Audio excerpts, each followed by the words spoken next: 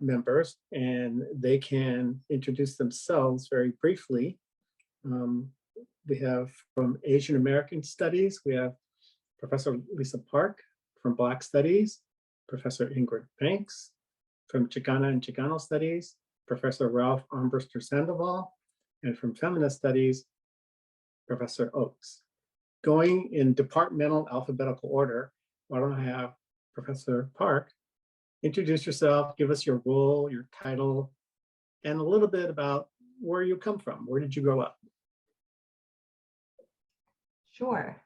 So hi all. Thank you for inviting me here. And Jasmine, thank you so much for your organization. Well, see, as you know, my name is written in the corner here, is Lisa Sun-Hee Park, and I am the chair currently of Asian American Studies. I'm a faculty member and professor there too.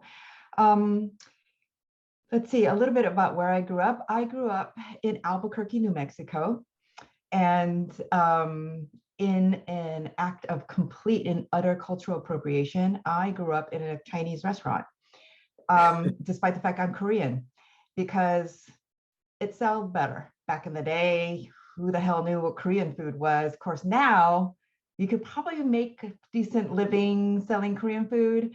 Back in the old times when I was a kid, yeah, nobody was going to come in for Korean food. So we sold something that we called Chinese food, which God knows what it was. Luckily, my mother was a good cook, so it didn't matter. She just made up stuff. So that's how I grew up, kind of all over the place in this random Asian American in the middle of New Mexico. Nobody knew what to do with me. So I just did my own thing. And here I am. my life in a nutshell. Okay. Yeah. Thank you. And now Professor Banks. Yes, thank you, Jack, and thank you, Yasmin, for inviting me, and good afternoon, everyone. I feel like it's still morning. The day is long. My name is Ingrid Banks, and I am currently chair as well as associate professor in the Department of Black Studies. And I grew up in Los Angeles, and for those of you who know Los Angeles, I grew up off of Crenshaw and Florence. And my maternal grandparents, with their children, migrated to Los Angeles from Arkansas in 1958. And my grandfather actually, he was initially a janitor for Vandy Camp Bakery, but then they expanded into frozen foods. And you know, one of the big reasons my grandfather and my grandmother wanted to move to Los Angeles was just for a better life. And there's a family photo of my grandparents in when they voted for John F. Kennedy in the 1960 election, right? And they were in their Sunday best. And they always loved to tell that story because it was the first time in their lives that they had voted, even though they were well into their 40s when they moved the family to Los Angeles. And then soon after came my sister and me and my brothers and other cousins. So born and raised in Los Angeles by way of Arkansas. Okay, thank you very much. And now, Professor Ralph Armbruster-Sandoval. Hey, good afternoon, everyone. Great to see everybody. I'm sitting in my backyard. It's a nice sunny SB day. Thanks, Yasmin and Jack. Jesse, I see here too, Jesse Turner, some other friends, Brenda as well. It's good to see everybody. It's nice just to be outside a little bit. I'm a professor and also a chair of the Department of Chicano and Chicano Studies. Started teaching at UCSB in 1998.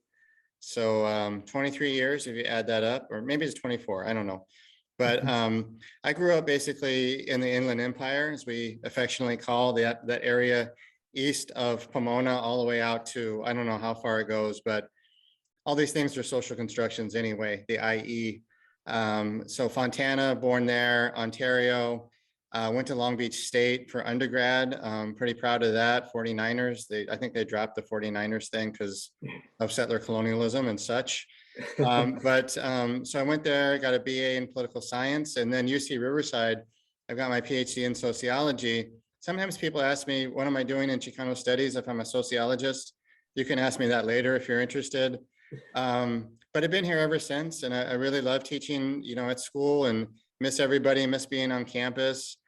Yeah, and I'm sorry, the last thing real fast is that I'm biracial.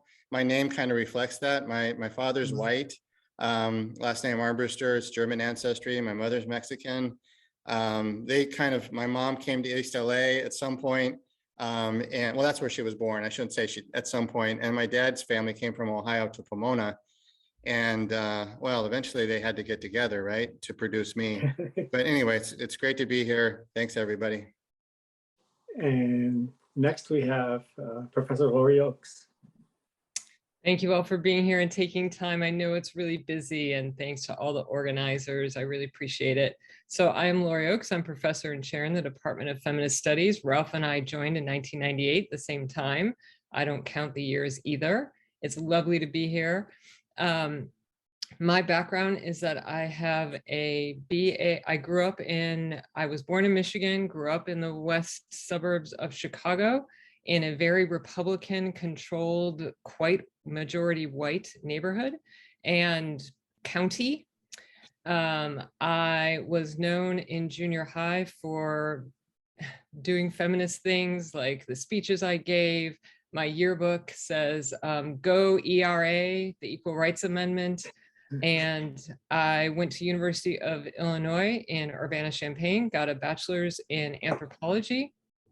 And then I was very fortunate due to meeting professors as an undergrad who had connections to other professors, was able to go to graduate school to work with Emily Martin, who's a medical anthropologist who was then at Johns Hopkins University. I was absolutely a fish out of water on a private school campus, and I'm so thrilled to be able to have this job here at UCSB, which is a public university with the diversity that is so sustaining. I should also say about my family, I'm Irish on one side, Polish on the other side. My grandfather was growing up in Detroit in Hamtramck, which is a quote unquote Polish ghetto. It's changed over time though. But my great grandparents only spoke Polish. And my grandfather changed our family last name in order to not be identified as Polish so he could rise up in the auto industry. So oftentimes I would think about what my life would be like if I actually had the last name of Dembinski. Which is another day and another story. Thank you so much. So we're going to go in the same order, alphabetically by department. If you could each tell us a little bit about what majors and or minors are offered through your department. So that would be a quick answer for me. It's a major and a minor in Asian American Studies. Okay. And ditto for me, a major and minor in Black Studies. We only have major right now, contemplating minors, but not so far created. So just major only. Okay. Feminist Studies has a Feminist Studies major, a Feminist Studies minor, and an LGBTQ minor. Okay, thank you very much. Now, could you tell us a little bit about why do you think students enroll in your particular department to pursue your majors and your minors? We actually conducted an internal survey about this. So I actually have empirical evidence on this. And the primary reason we get like consistently is the kind of one-on-one experience that they have with our faculty. I think that feels resonant for a lot of students, in part because we are in a large university, and I can imagine that it's easy to get lost, right? To feel like you're one of hundreds or even thousands, right? And in a classroom, and well, in a classroom, let's hope not 1,000, but it's many of our courses are large, and it's hard to get to know individual students for us. And so we do have smaller upper division courses where we get to know the students. And then our majors, because we actually, quite frankly, don't have that many majors or minors. It allows us to have regular activities, and we get to know people by name, and we have coffees together. We actually do. And it's fun. And oh, I should say it's fun for me. And I think for the students, they get a sense of us as people. They also get a sense of the department, not only as a, a scholarly discipline, of course, but in addition to that, kind of the larger social impact and meaning, right? You can get from an ethnic studies department and feminist studies department that I think is particularly special in ways that you may or may not, or maybe more difficult to get in other, I think, more mainstream departments. So that's what we hear. Thank you. Professor Banks? Yes, I actually strong-arm students. I actually forced them in minor in Black Studies. No, of course I'm kidding. Students often share that they are inspired by how passionate we are in Black Studies about teaching and what we teach. And we center social justice in our courses. That's basically the foundation for what we do in terms of merging both the intellectual, academic aspect, but also the socio-political aspect as well. And also I should say that we also get a number of students who they decide that, oh, well, I want to go to law school. And so I'm going to major in poli-sci. And then they'll take one of our lower division lecture courses, such as Black Studies 1, Introduction to African American Studies, or perhaps Introduction to Caribbean Studies, or maybe even an upper division lecture course. And they get hooked. And I'm like, you know what? I'm going to double major, or I'm actually going to drop the poli-sci major and actually just major in Black Studies. But I mean, a number of our majors are double majors. So students often find that they can get something in Black Studies that they're not getting in other, perhaps, social science departments. And nothing against those departments like poli-sci and soc or comm, but I must say that I have actually convince students who are double majoring or triple majoring. I'm like, what? You have a triple major in comm, poli-sci, and soc? I'm like, drop one of those or two of those and major in Black Studies. And I have to say that we had a graduate who received the highest academic award from the faculty, who was double majoring in comm and soc. And he dropped comm and majored and added the Black Studies major. And he was one of 5 students last fall in Black Studies who actually got to sit and have an intimate conversation with Nicole Hannah-Jones, who produced the 1619 project. So. Mm-hmm. Thank you. And Ralph. Wow, that's really powerful, Ingrid. I'm reading the book right now, 1619, and she just, I think, published an essay or a speech on Dr. King as being the original critical race theorist.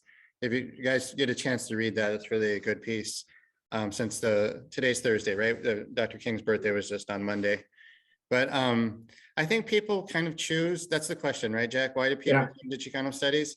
I think for a couple of reasons is that, a lot of times, unfortunately, and this is just a requirement now in the K through 12 level in high school, a lot of folks haven't had Chicano Studies, Chicano Studies. Sometimes people use the word Chicanx Studies as well.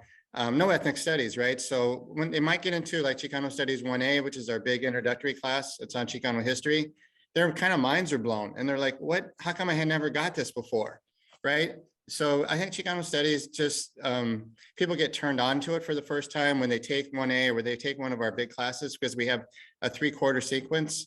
The first one's on history, the second one's on gender, the third one's on culture, and they kind of get turned on by it. And then the other thing I think is a lot of people come in because they think that they want to do bio, they want to do STEM, and it just doesn't happen for them for lots of different reasons. And they kind of like, maybe because they're taking intro classes, they're doing like Bio 1, Chem 1, Chicano Studies, and they have this like a little bit of a duality in their mind, like, hey, I'm really digging Chicano Studies, but is Chicano Studies going to, quote, pay the bills? Because bio, and I want to be on the medical track, I want to be a doctor, something like that. So we get folks that maybe it doesn't work out there, and then they kind of migrate, if you will, to Chicano Studies. And Chicano Studies is very affirming, I think, because Chicanx, Latinx people are always like demonized, and I think people of color are in general, and anybody on the margins of society, but especially the last 4 years, I hate to say that out loud, but, and even before that too, it's not just the last administration says, something's wrong with you, like you're a problem, you're causing all these bad things to happen. And then you get an alternative vision in Chicana and Chicano Studies that that's not really the case, or at least there's another alternative narrative that we can kind of shake out and talk about. And we're firmly rooted in social justice too, like Ingrid said, and Lisa, and I know Laury, like all of our departments and programs emerged out of social movements and ferment of the 1960s and 1970s. So we believe in kind of turning the world upside down and making a place for folks on the margins, if that's possible, right? We kind of do that. So we get people that are committed, I think, to that project. And I think people, once they find out what the discipline is about, they get excited about it because it is affirming. And they've heard such bad things. I can't tell you how many people said, oh, I didn't know really that things were like this. And their eyes kind of get blown, and they kind of go down the rabbit hole, if you will. Mhm. Thank you, Al. Laury? In feminist studies, our students, our majors come to us often through our introductory courses.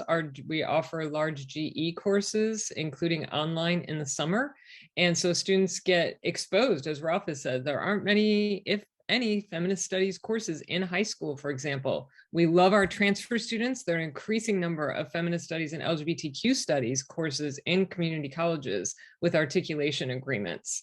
So we welcome all of our students. The majority of our majors are students of color. We also have our LGBTQ minor. We have students coming from across the university, including the STEM fields. One of the things that is across our departments is a scholar activist perspective. So I think that what draws many of our majors is being able to apply the knowledge that they're learning in the classroom, in their own lives, and outside of the classroom for social justice change. Thank you. I'm going to combine a couple of questions here because I think one of them is embedded in the other. So what are some of the tips, the advice you'd give your students about your department and what they can garner? And in addition, what are some of the research opportunities that are available to students in your department? Those kind of go together. So again, we'll start with Dr. Park. Yes. So, I think that I think my primary advice, right, in terms of tips would be come and meet us. We are around, and you don't have to have a specific driving question even, right? But it's about kind of thinking out loud some ideas that you have. It could be about your thoughts about what you want to do with your career or your ideas towards a major. It could be any number of things, but getting to know individual faculty, and I would say that about, not just about our department, but departments in general, it is one of the benefits of going to college, right, is the kind of exposure you get, right, to not only ideas, but the people who help to shape those ideas. And so I would encourage you, right, to reach out, set up a meeting or a Zoom, and just to introduce yourself a bit and to get to know your faculty member a bit as well. That also then leads to the second part of the question, which is then you get to know about what are they working on. This is a research university, which means every one of us has to be doing some kind of research generally, right? some days I feel like I'm not doing much of it because I'm doing a lot of it admin, but we have some kinds of research agenda. We all do, right, as researchers as well as teachers. So that's always a good question to ask. What are you working on, right? I would love to hear about this project you're working on, right? And once you get to know, if you find some interest in it, you might want to ask, is there something I could contribute, right? Sometimes it could be a paid position, and or it could be, you can get course credit, right? By you can participate on a research project and get course credit out of it. You could devise some kind of independent study from it. You could there could be other forms of collaborations that could come about because they may, we may have other students that we're already working with, but we think, oh, sure, come on over, right? I mean, I'm already working on another student. Why don't you work with us as well? I mean, that has happened, right? And then once you get to know a faculty member, you also find out other information you would know otherwise. So for instance, in our department right now, we have, we're the home for the Journal of Asian American Studies, which is the sort of journal for our discipline. It's actually housed at UCSB in our department. You know what, you could be a part of that. And you might not know that it's even available, that it's happening unless you have a conversation sometimes, right? So anyway, that would be my tip. And in terms of research, there are sometimes, I think we're actually quite bad, and I say we, not just our department, but I think a lot of departments are kind of bad about sort of advertising what research opportunities are out there. You kind of don't know until you ask. So I would say that if you are interested, right, in somebody's area of field, like Professor Oak's work on, medical anthropology, like, maybe that area is somewhat interesting. You want to even explore whether or not that's something you would be interested in yourself. Well, how would you know if you didn't try it, right? So you might want to just, again, ask. So I'll leave it there. Thank you. Ingrid? Yes, so what are some tips for success in the major and minor? One of the things that I always talk to students about, and this is, students who are coming right out of high school or transfer students, is that, I want to echo what Professor Park said, and yes, get to know your professors. And we're small departments. And so we can give the type of one-on-one attention that bigger departments can't. And, I always tell students that come to my office hours. I'm not just, I'm not, I mean, if students don't come, then I'm doing other things, but I actually want to see students in my office hours. And I often see students who are current students, like in my 19th century African American history course right now, but I also see students who have taken classes with me before, because it's really important. And also, whether you're coming as a first year out of high school or transfer student, sometimes that transition can be rocky for a number of reasons, and all valid reasons. And so, whenever you feel yourself, thinking, oh my gosh, I really am drowning. There's so many resources on campus to help you, but if you need assistance within the context of course material, go to the source, go to the professor, even if there are TAs, if it's a lower division lecture course, I always tell students, I'm like, we don't have a PhD program in Black Studies, so often the TAs are learning right along with the students, some of them.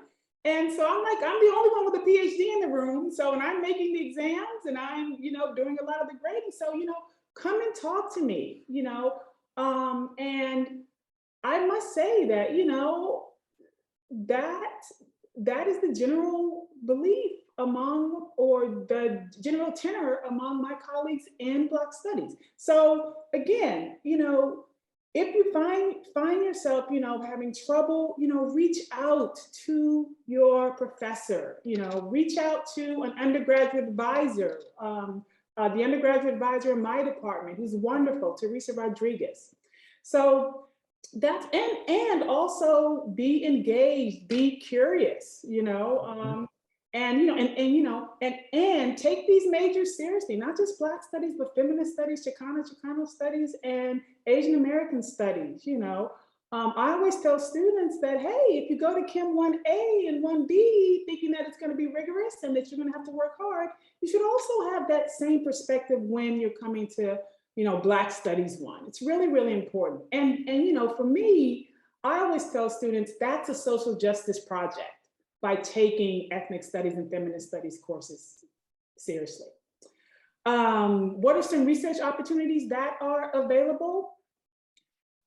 We actually offer a $199 course in which a student can actually work with the professor on their research, meaning the professor's research, but there are also independent studies that a student can take with a professor. So the student can produce their own research.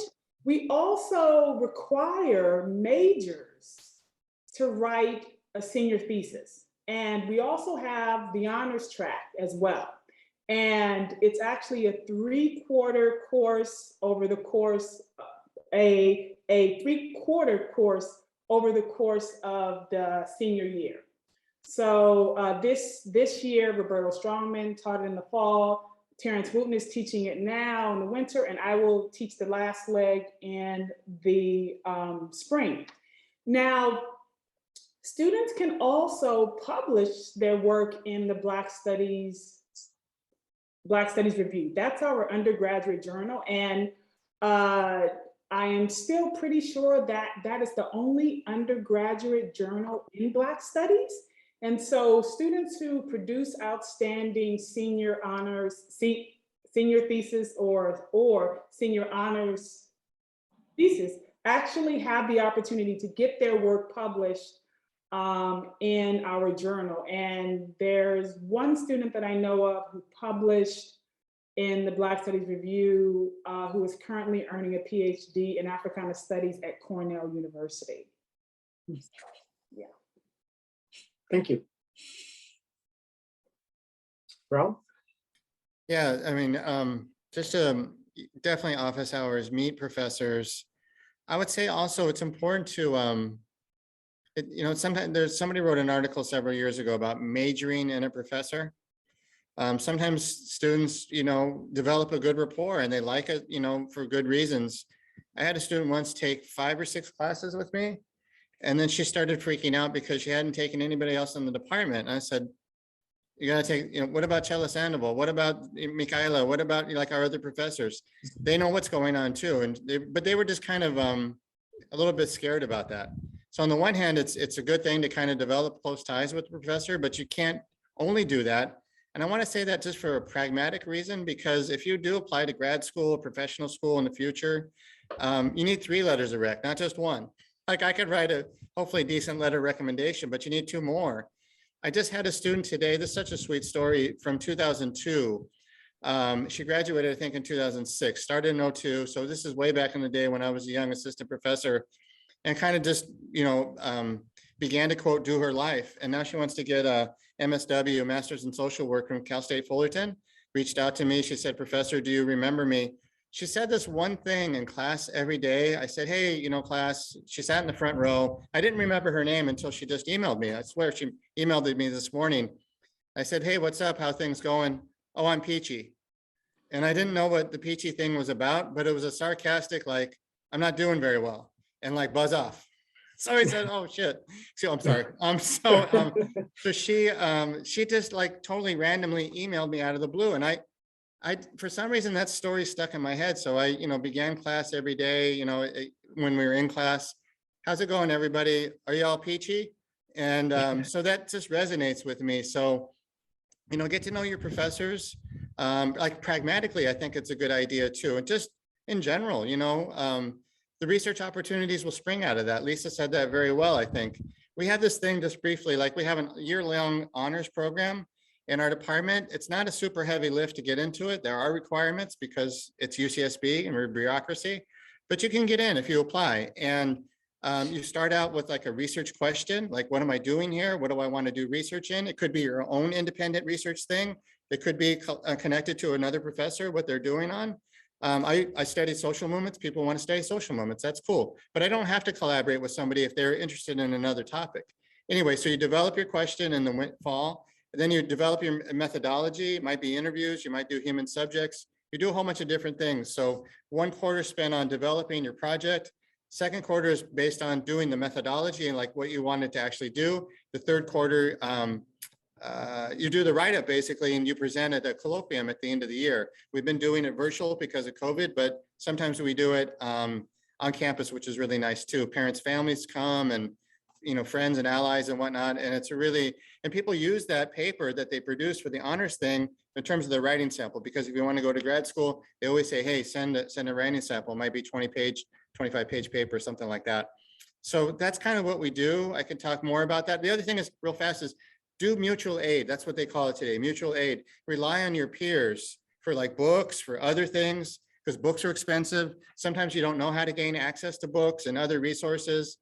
And the sad thing I learned when I was an undergrad way back in the day is to do good, I actually had to start to read, right? I had to read the books and I had to learn how to read, right? I knew how to read from when I was like a little kid, right? But I didn't know how to read this book because a lot of it is, you have to separate the wheat from the chaff. A lot of it is not extraneous because I'm an author.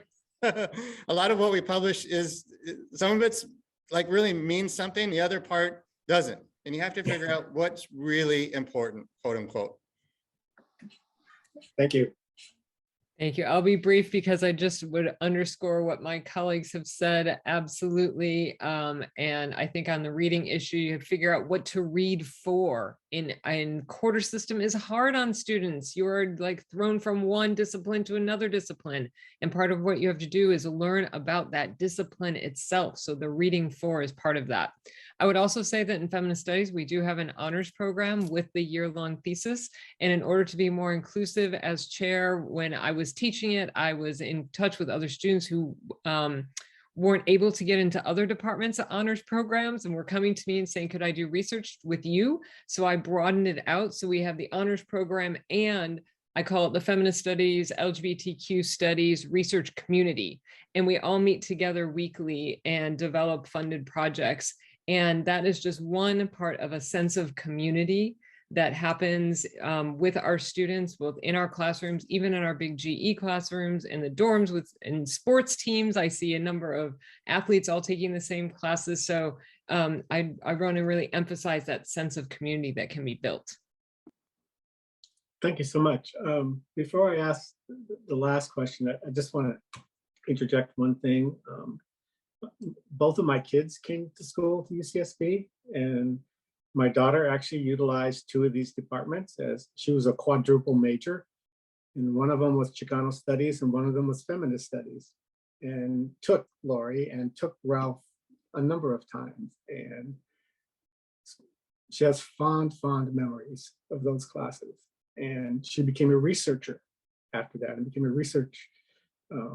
And she credits what they asked her to do in their papers as giving her all the skills she needed. So thank you from a dad. Thank you very much. Now for the last question. And someone, I don't remember who alluded to this earlier, it's like, well, what are you going to do with that major? You get that question.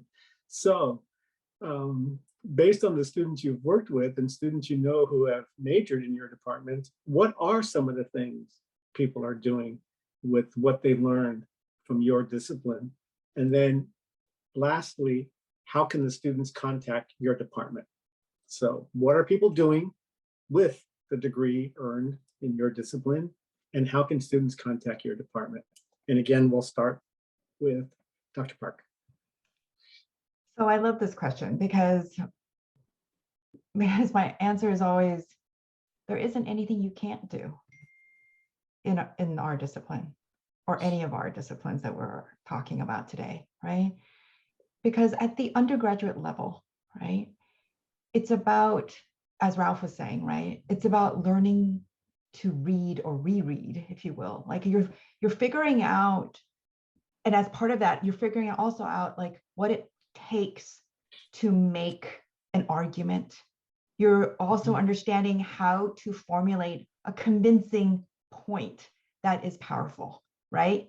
That you're communicating in these ways, right? So I find that, you know, those are absolutely like necessary skills for leadership in any field, right? So whether you decide to become the doctor, the lawyer, blah, blah, blah, the judge and whatever, right? I mean, of course, right? To be able to convey a point powerfully, succinctly, clearly, to make an argument, to be able to communicate well, what field would that not be important in, right?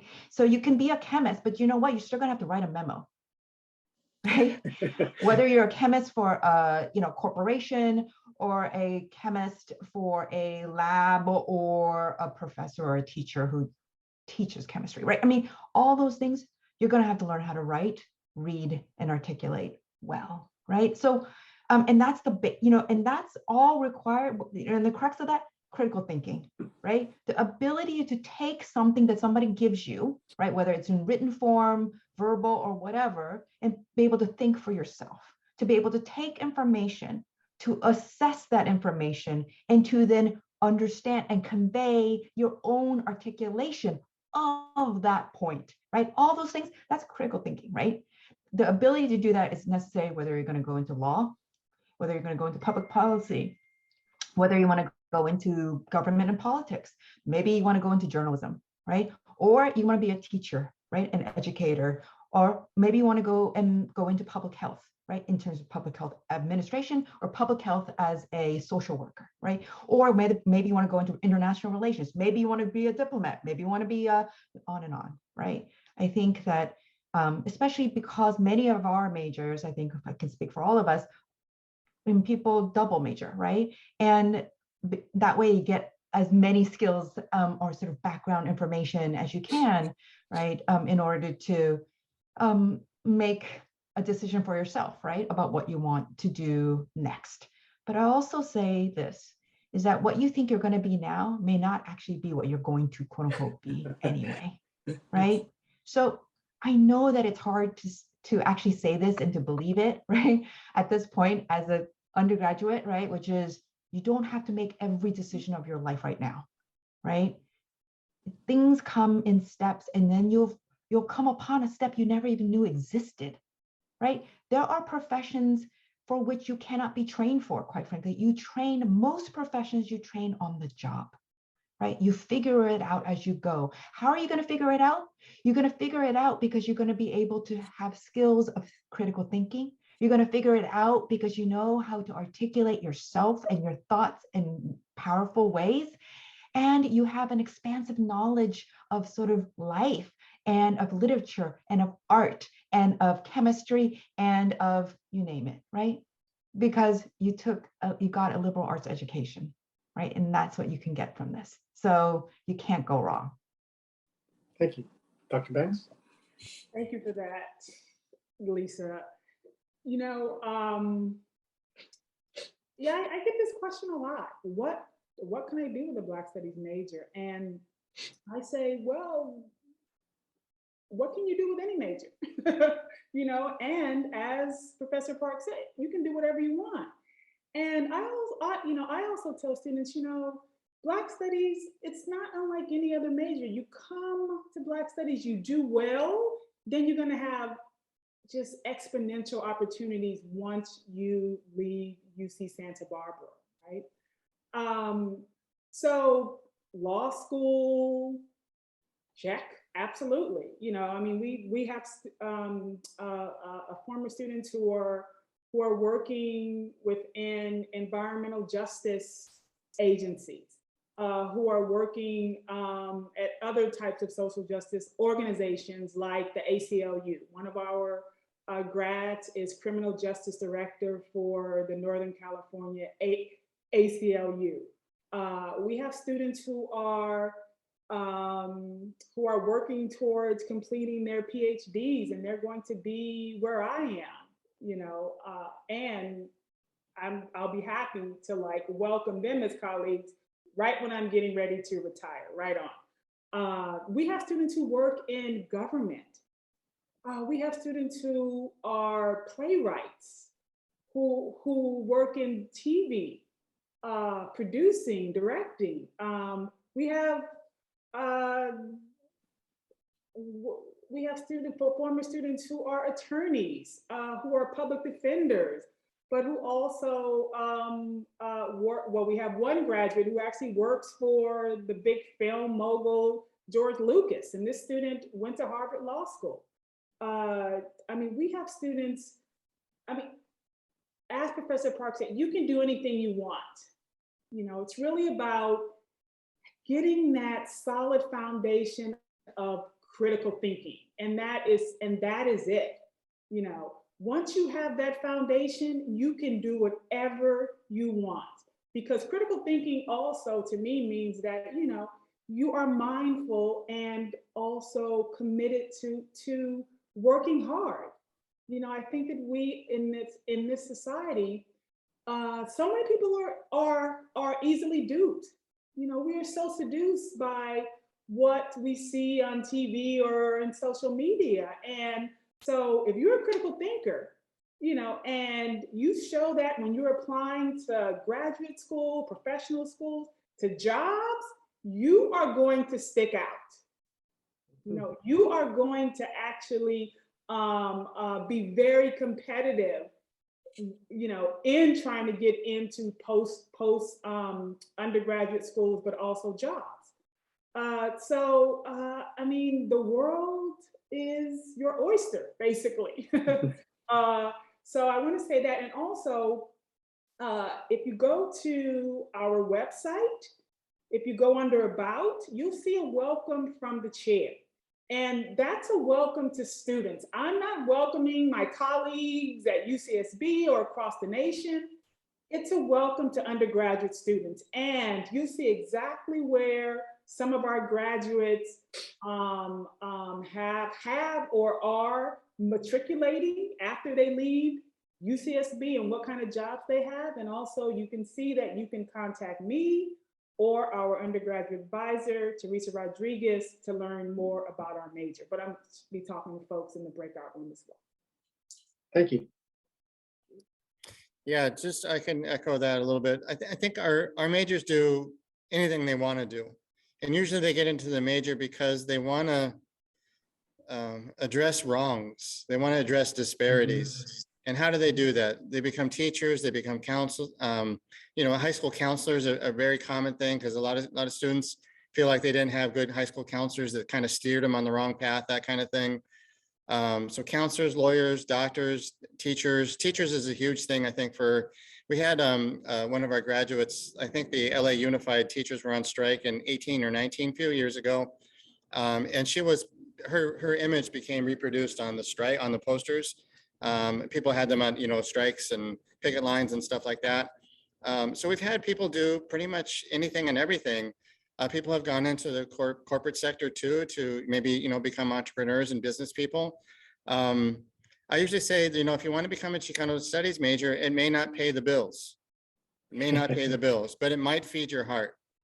It might feed your heart because you're doing the right thing, right? You want to, a lot of people say they want to give back, right? And how do you give back? Well, there's so many things that you could do, but my colleagues were saying, you know, I'm thinking of like the critical thinking. I'll just end you with this.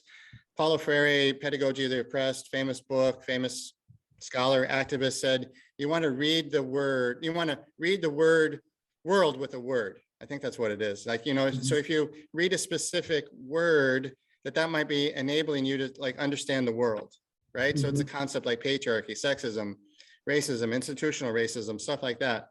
So you begin to read the world, you put it together, and like the light bulb goes on. And once that light bulb goes on, it can't go off, really. It might be dimmed a little bit. You might be overwhelmed, you might be beaten down, but you're watching TV, you see how things are going. And you're not, like Ingrid just said, you're not going to be duped. You're not going to be stupefied. They're not going to pull the wool over your eyes. You know what's going on. We used to say, you know what time it is. And you try to like give back however you want to. And with that degree, you just go out there and do it. Because that's the kind of spirit and ethos that's inside of you. And they can't beat that out of you. Thank you. One of the things that I think is important for our students is they come out with a collaborative kind of mindset and the ability to see a range of different perspectives and work in a diverse environment. So I'd say that many of our majors go on to a number of the majors that are careers and schools, graduate professional schools that have been already discussed. But in addition, reproductive justice, midwifery, some of our students go on to be doulas. They go into nursing and public health and counseling, union organizing. They join political campaigns and go on to be political leaders. I just want to underscore what others have said, that in our fields, that the critical thinking and ability to work with a diverse set of others and see different worldviews is so very important. You can go to our website in Feminist Studies. Right now, we're hiring for our undergrad/grad advisor position. So right now, I am the advisor. I really love talking to students. I've been doing lots of EAP advising and major minor advising recently. So I'm enjoying getting to know that. I also just got a text from my daughter, who is a first-year student at Berkeley, who is having problems getting the classes she needs. So I, as a parent, also understand some of the pressures that you are going through in a whole new way. So please do reach out, and I'm happy to talk to anybody in breakout rooms. Well, thank you all so much for being a part of this panel and imparting your wisdom to everyone. We're going to transition now, and I'm going to turn it over to Yasmin, who's going to take care of the second part of our workshop today. But again, thank you to our panelists. Thank you so much. Thank you, Jack, and thank you, Lisa, Ingrid, Ralph, and Laury for representing. Before we move on to our breakout rooms, we just want to say a little bit about what is required for adding or changing a major. And to do that, I'm going to hand it over to Caitlin. Hi, everyone. I'm Caitlin Lester. I'm an academic advisor, like Jack, in the College of Letters and Science. I am going to very briefly speak about the practicalities of changing a major, declaring a minor. So we'll take just a couple of minutes. I'm also going to show how to navigate a couple of the resources to find some of the paperwork that we were talking about. So give me just 1 minute to share my screen.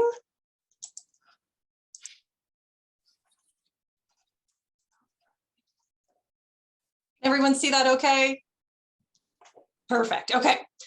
So the other really important thing on here is that email address. So if anyone has any follow-up questions today in terms of the process of declaring a major or a minor, you want to explore them a little bit more, the topics we talked about today, please reach out. This is our email address for our growing and new Undeclared and Exploring Majors program. I will also post this in the chat a little bit later as well, but please reach out. We're excited to talk to you. So the nitty-gritty for declaring a major, whether you currently are declared in one major or you are looking to change into another major or another pre-major, or you are currently undeclared and looking to declare into a full major, the process is actually going to be absolutely the same. This is one of the questions we actually get the most in the undergraduate advising office. So what you will need to do and where you will start is by completing a change of major petition, which is included and is on our academic advising website. I'm going to navigate to that in just a minute to show you what it looks like. But the next and really the most important part of the process is actually going to be done with the undergraduate advisor in your department, or in this case, Dr. Oakes talked about right now. She would be filling in for that place in the Department of Feminist Studies. But that's with whom you're going to meet to talk about actually exploring the major and the department's process for declaring the major. So you start with the form, but then you're going to meet with the department advisor. If you are in junior standing, a numerical junior, which means you've completed 90 or more units, what you are going to want to do if you're hoping to change your major is to first verify that it is one that you can complete within the 200 unit limit. So if you're in that situation, we'd actually say, in that case, start with a college advisor, come in and talk to us a little bit about your interests. We can help you navigate some of that. And then we will move you on to speak with the department advisor for the major you're interested in. And finally, the only time you would need college approval for a change of major petition is if you've already completed 135 units, so you're a numerical senior, or if you're wanting to double major. And again, we'll look at those a little bit in just a second. The other thing to really think about, unlike the completion of a major, the completion of a minor actually isn't required for graduation, but many students are interested in and choose to pursue a minor because of a special interest in a secondary topic, or because it might help them focus their additional elective upper division units. The upper division units needed for graduation, often those exceed what are needed in the upper division major. So this is a chance to potentially focus those. Through a minor, you can have the freedom to explore an area of interest that's really different from your major, so to show some breadth, or one that is similar but complementary to a major. So it allows you to actually dig in a little deeper in some of the topics you might be interested in.